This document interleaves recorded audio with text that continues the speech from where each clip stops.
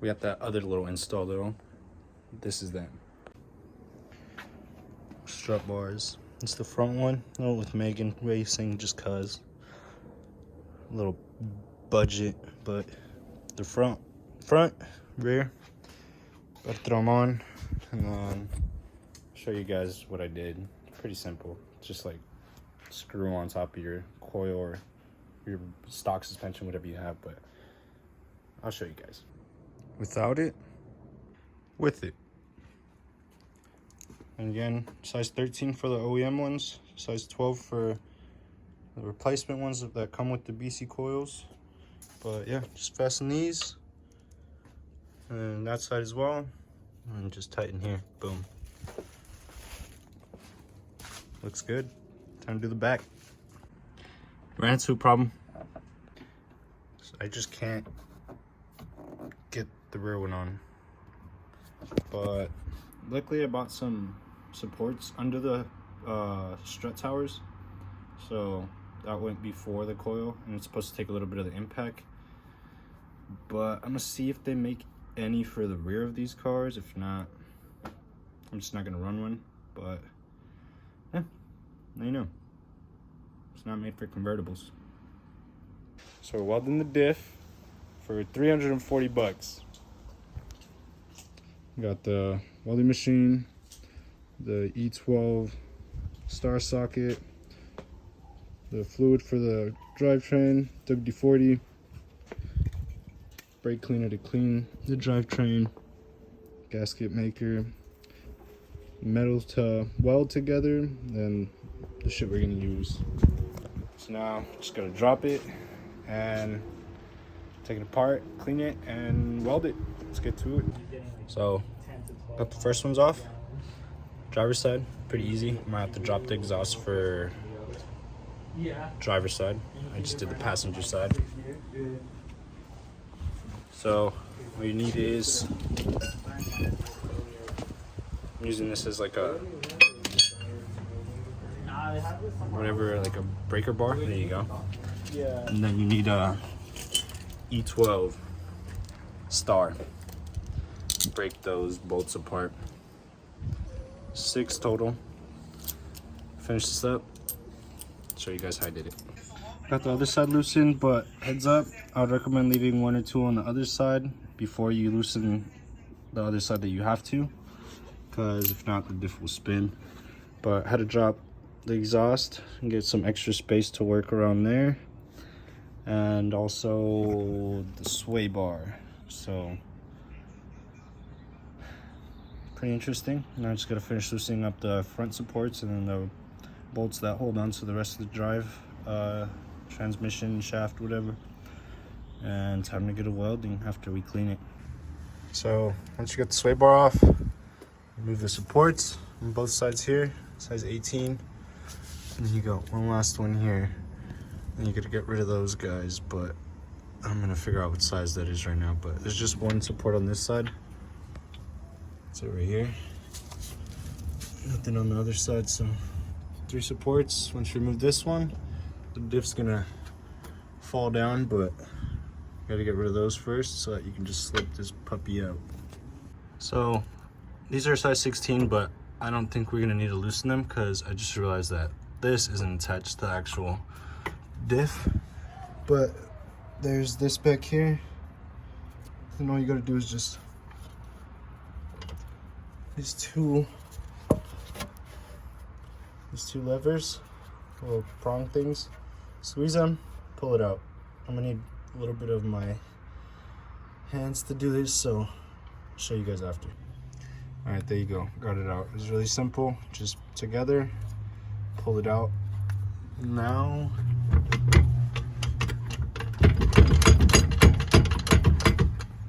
loose, so I'm gonna pull this out and then see how it goes. Turns out you do need to break these out. Size 16 is 4 total. They're not that tight, but now that this is out, we can pull out the diff.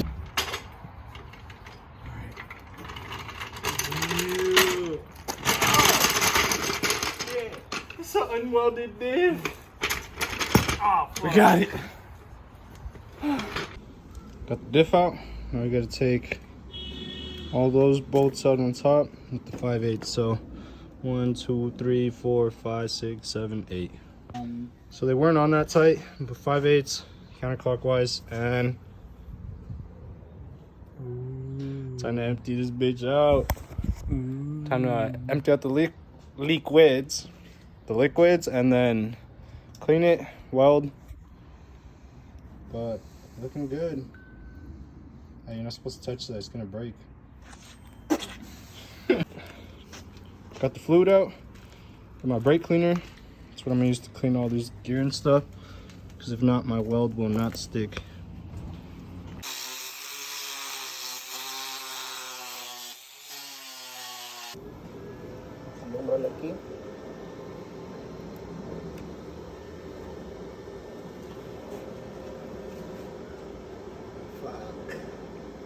Don't worry, it's gonna end up working anyway. You just gotta do a Z. Back and forth. No, do an M because this is a BMW, not a Z.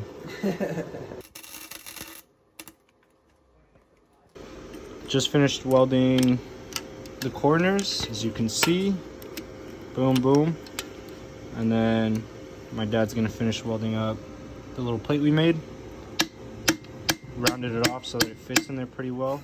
Full support, and just lock that diff in. Same thing goes for the other side. So my dad just finished welding this side. A little messy, but we good. It's gonna work because both of them ain't slipping. Keep it spinning, keep it spinning. Alright, well, it seems like it locked up, but that's the other side. Weld all 4 corners together, like I showed you how he started, and then put that plate on and finish it up from there. So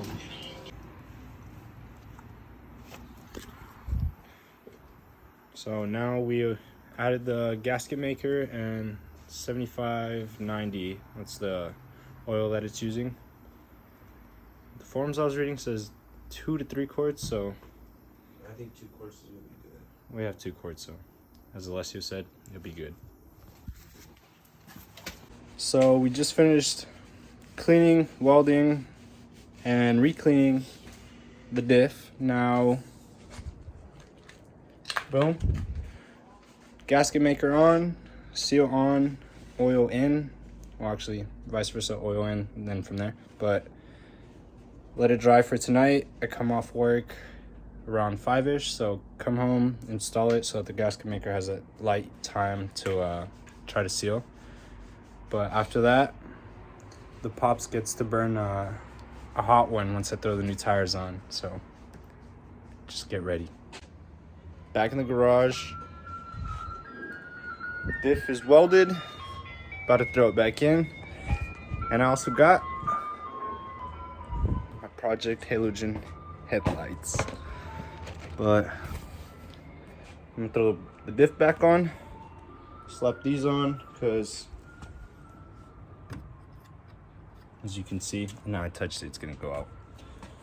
But headlights, so it looks all nice and clean. Wanted the halogens, so bought them. Not too expensive. Project something, it was like 150. They give you both of them, obviously, and look pretty nice. Also, they're clear compared to the old ones, kind of foggy. So I'm gonna install those after I put the diff back in.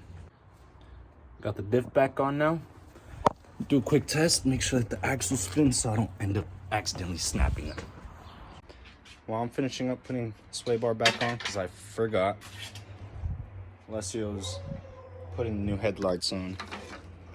It's literally just all the screws and stuff you see around the headlights, and just take them apart, find out how to mount that. So, got the sway bar back on, did the brake lines, got the old ones right here. I bought all 6 of them, so rear, mid, and then the front ones, but the mid ones are those right there, and the other ones, those right there.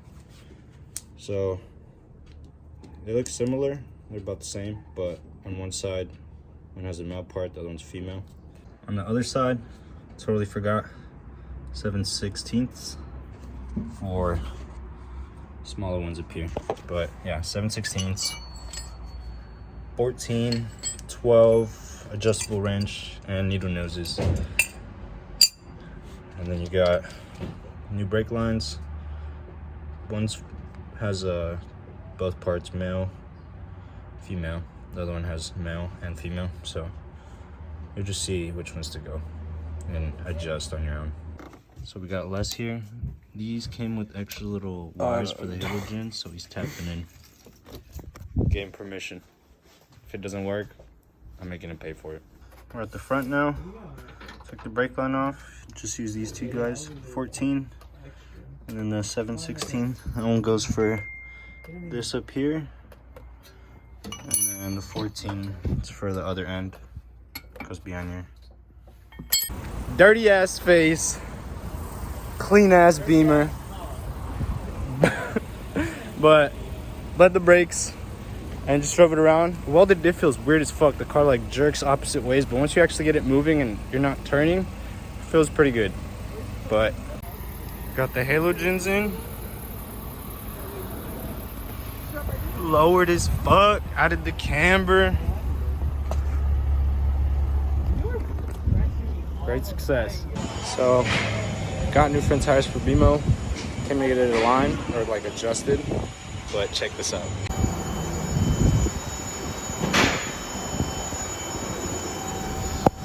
Dirty.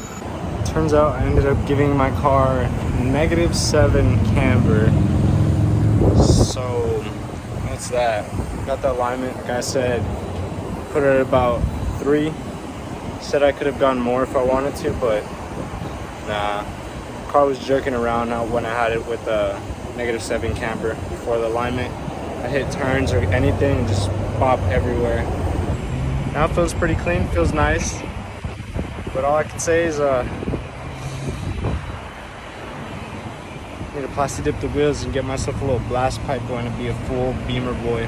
And then just like a quick heads up on these eBay headlights. All I did, this extra little wire on the bottom. Leslie tapped in the other day, yesterday, but it was for like the main lights. But this little side blinker one is always on. So just tap into there.